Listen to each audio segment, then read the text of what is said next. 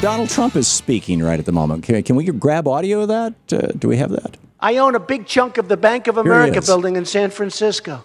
Okay. I beat the people from China. I win against China. You can win against China if you're smart. See, this is how he's getting votes. But our people don't have a clue. We give state dinners to the heads of China. I say, why are you doing state dinners for them?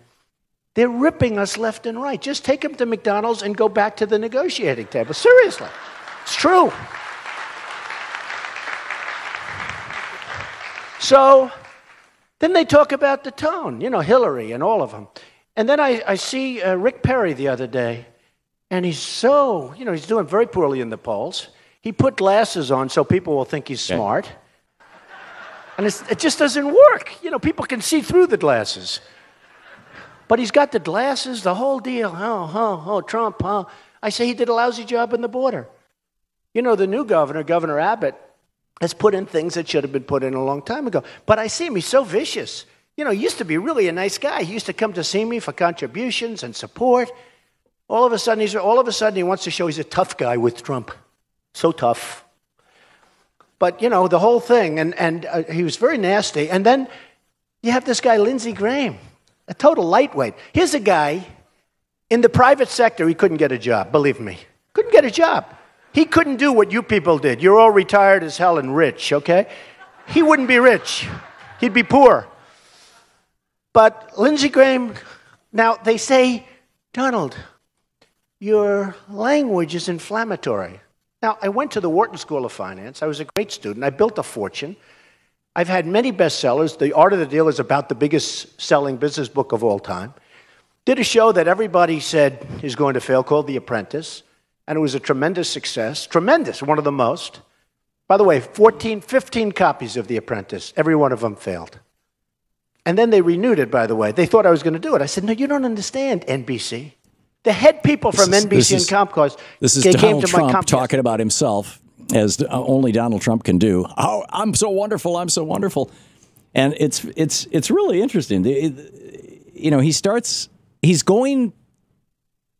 I haven't heard him talk about Mexicans yet, but we were doing the news during part of his thing, so maybe he started out with that, I don't know. But when he was at the Family Leadership Summit in Ames, Iowa this week, and Kira Lerner wrote about this over at the ThinkProgress also. He said, and I quote, well, actually, he went off on his whole economic thing and this, that, and the other thing.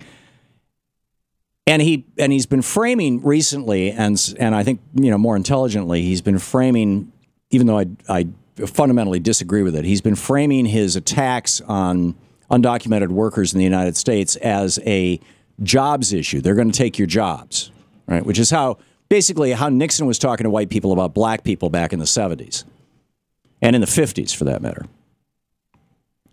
And how Reagan was talking to white people about black people in the 80s. The whole welfare queen and everything else. That wasn't they're going to take your jobs. That was they're going to take your tax dollars. It's the same thing.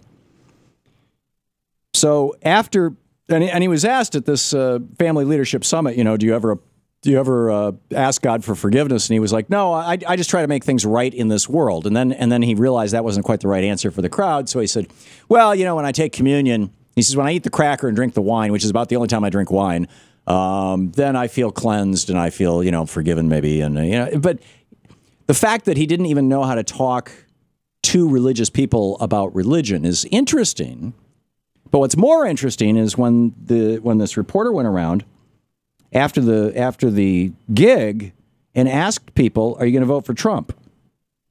Jim Nell, a small business owner from Winterset, Iowa, told ThinkProgress, quote, the country is so far in debt, we're losing so many jobs to foreign countries. I'm a Christian, and I always voted those issues in the past, like abortion was always big. But this election, it's going to be different.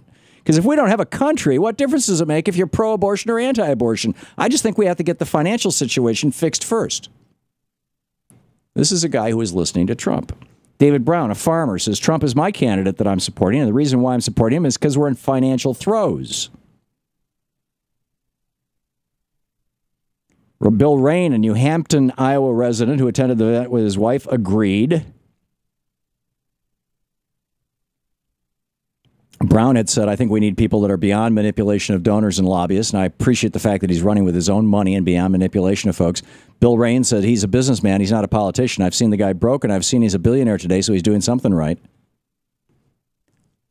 I'm telling you, this is more than just a nativist message.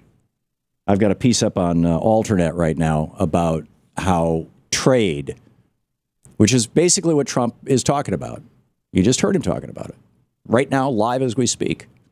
How trade is the topic that the media will not address because the establishments of both the Democratic and the Republican parties will not address it because the insane trade policies that we are operating under right now that have stripped, just since 2000, 60,000 factories out of the United States, tens of millions of jobs.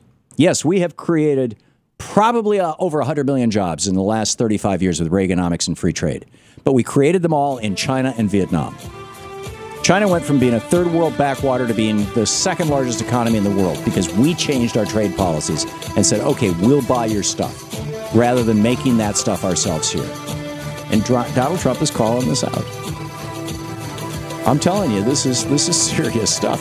And meanwhile, he's killing Jeb Bush. Jeb Bush is now below Scott Walker in the Iowa polls, as I predicted.